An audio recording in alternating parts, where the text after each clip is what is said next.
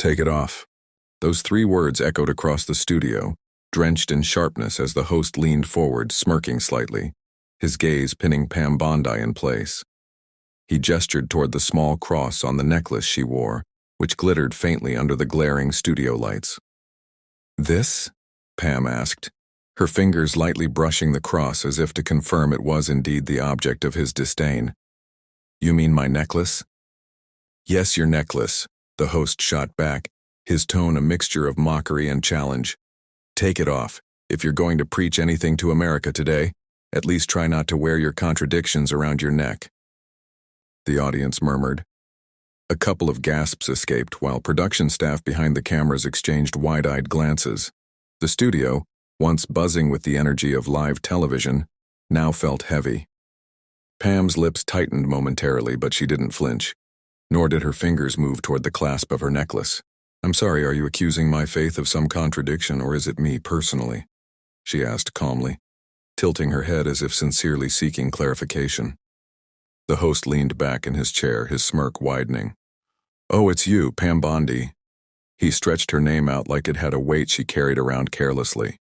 He continued, "You've made headlines over and over again. The Attorney General of the United States, always so devout, clutching her Bible on one end and shielding the powerful with the other. Shall we talk about the Epstein files, for example?"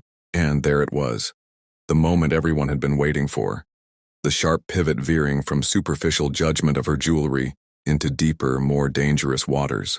For weeks, rumors had swirled around Pam Bondi's alleged involvement in the slow release of evidence from billionaire Jeffrey Epstein's scandalous high-profile crimes. Many believed files that implicated powerful figures were delayed under her hand. It didn't help that Bondi had been politically aligned with leaders like Donald Trump, who themselves were often speculation magnates in such controversies. Pam nodded slowly, recognizing the fight being offered. "Go on," she said. "You delayed the release of those files," the host pressed. "You, of all people, why? To buy time? To protect certain friends in high places, perhaps?" His expression grew darker, his voice heavier with accusation. "And now you're sitting here, wearing that cross like it's some get-out-of-accountability card. You do realize people are watching, Pam? People who are asking real questions, and they don't want empty sermons or excuses." The room was dead quiet now. Even the studio crew, usually immune to nerves during live broadcasts, seemed caught off guard, their eyes darting between Pam Bondi and the host. Somewhere near the back, the show's director, J.P. Morgan, shifted uncomfortably in his seat, his hand hovering near his headset as if considering cutting to a commercial. But this was lightning in a bottle, a moment too hot to interrupt. "And," the host continued, raising his voice slightly for dramatic effect, "a man, or should I say a woman in this case, is known by her acts, not her accessories. What a shame, Bondi. What a shame." It was a knockout blow designed to humiliate. The host leaned back, crossing his arms like he'd scored a decisive victory. The mood in the room was unbreathably tense. Even the hum of the lights seemed to fade, leaving only silence in its wake. Pam didn't respond immediately. She sat still, letting the air simmer, her hands folded neatly in her lap, the cross necklace at the center of her chest. The audience shifted uncomfortably. A cough escaped from somewhere in the back rows. Finally, she spoke. "Are you finished?" she asked. Her voice was calm, almost too steady for someone who had just been publicly hammered in such a personal way.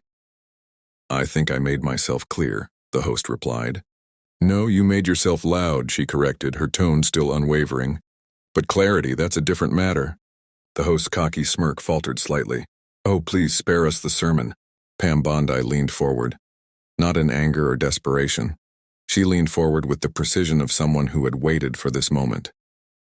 "You say I'm wearing a contradiction," she began.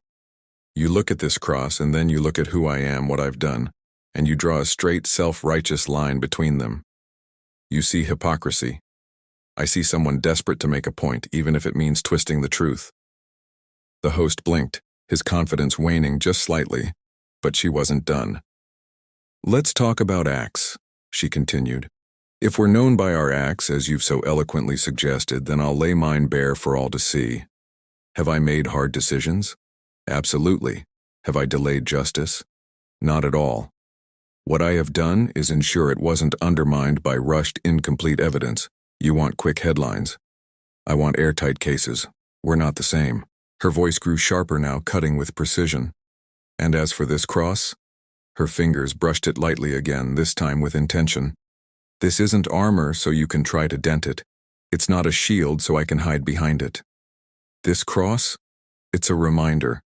A reminder that every decision I've made, every act I've taken, was watched by millions but judged only by one.